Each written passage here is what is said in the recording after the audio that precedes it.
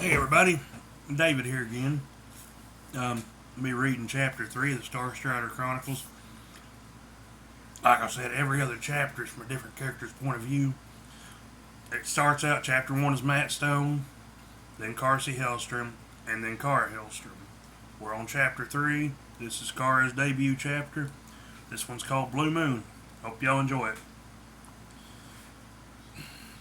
I was sitting behind my desk filling out forms when the doors burst open. I looked up to see my friend Jasmine running toward me.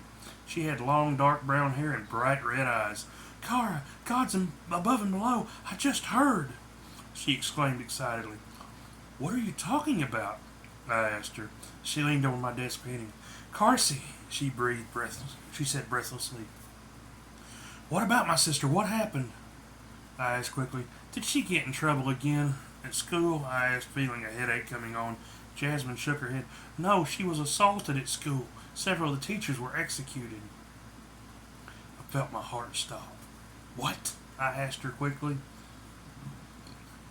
Excuse me. The doors burst open again. This time 5 Imperial guards came striding in. The other receptionists looked at the spectacle in concern. My supervisor came running in behind them. "Kara, I believe your sister is here." I shot up from my desk instantly.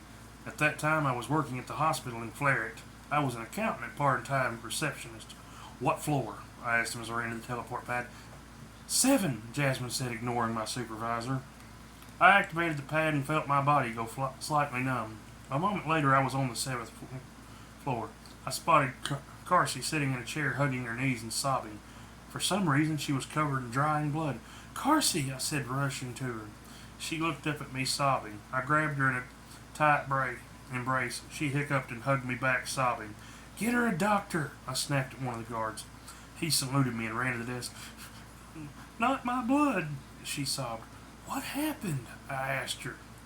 Before she could answer, one of the guards came running up with a doctor.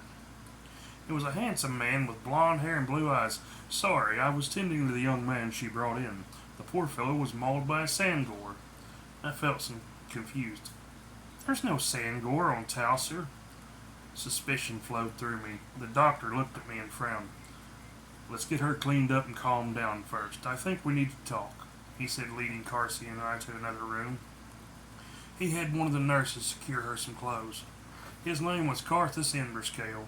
He had short, wavy blonde hair, and light blue eyes. He was chief surgeon in the hospital. Well, there, and several space cruisers he was chief of also. But that's a different story. Carsey came back in a few minutes later. She had showered and was dressed in a pair of yellow scrubs. She sat on the bed staring at the floor. "What happened?" I asked her, finally breaking the silence. "They said you were attacked by a sandgore. Now, last time I checked, sandgore only inhabit Colosio, the northernmost continent of Arcturus, which happens to be the place we call home. So how did an animal indigenous to Arcturus happen to find its way to Towser, a planet clear on the far side of the solar system? Do you care to explain how that happened?" I asked her angrily. She began shaking her head and tears welled up in her eyes, and she bit her lip. "Kara," Carthus said sharply. I noticed his blue eyes were full of fury. "Can I speak to you outside?" he asked harshly. "I wasn't asking," he said, grabbing me by the arm. Once in the hallway, he stared at me. "I want answers. I want to know why she wasn't at school, and why there are Imperial guards here." "None of this makes any sense. Just what happened?" I asked him. "Your sister was traumatized, and your interrogating her isn't helping," he said angrily. "And I suggest you calm down, or I will have you removed from my hospital." I was taken aback by his fury. Carthus was normally kind and soft-spoken, but this time he was angry. "What happened to her?" I asked him. He sighed and shook his head. "That's for her to tell," he said uncomfortably. "Well, whose blood was she covered in, and what is she doing here?" I asked him. He motioned for me to follow him. I followed him to a room occupied by a single patient. He was probably my age with dark hair. There was a massive purple blob across his sternum. From what I understand, he saved Carsey from a stranger. He told me how the stranger had saved my sister. She's lucky Trapper was nearby. He saw the attack and was able to call for medical transport. She's been inconsolable. I don't know who this fellow is, but she has certainly taken a shine to him. I felt a twinge of regret. It was rare for her to like a stranger. Oh, Carsey, I whispered sadly. I know what your father did, Cartha said quietly, and I felt my breath catch. Cara, you go to your sister, he said softly.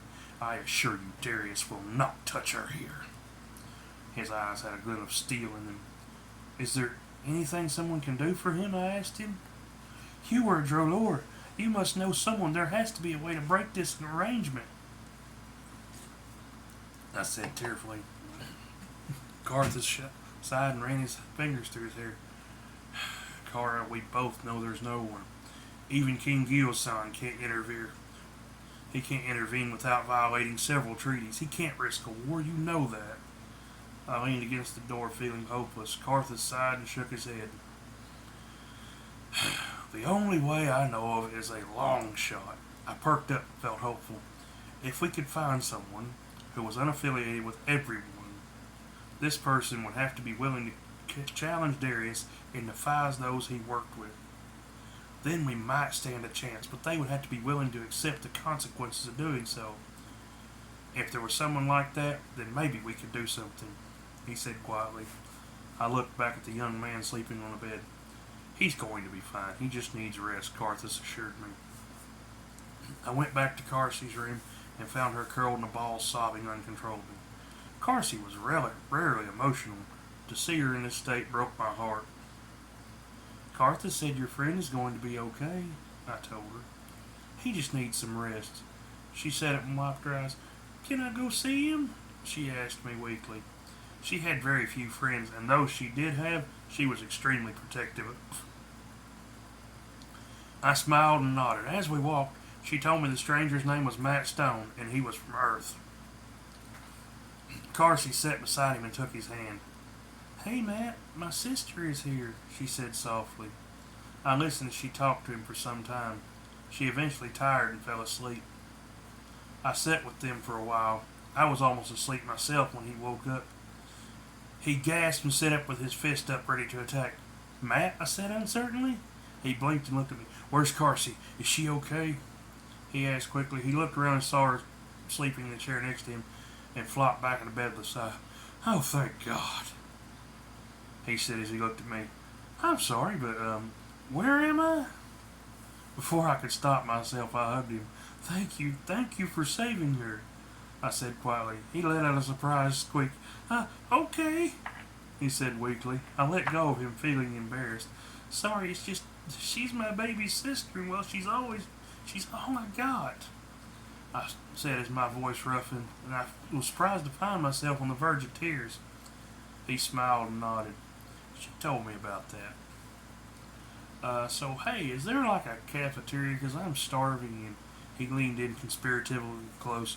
Don't tell Carsey, but those fish were good, but they were kind of plain. I giggled and wiped my eyes. I helped him out of bed and took him to the cafeteria.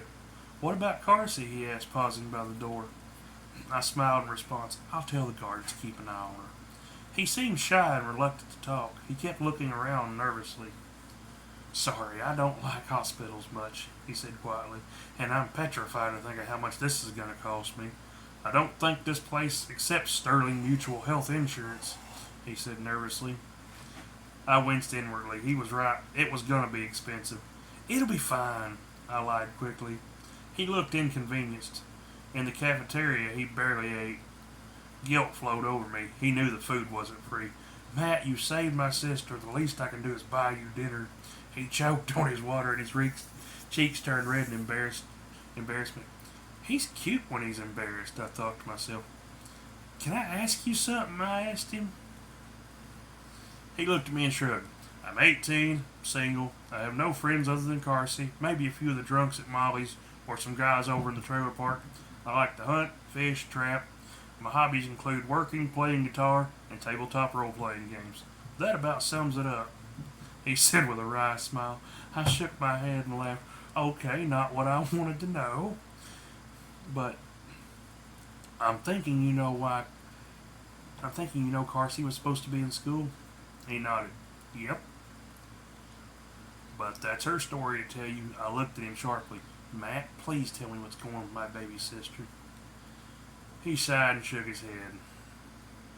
The look in his eyes surprised me. He looked sad.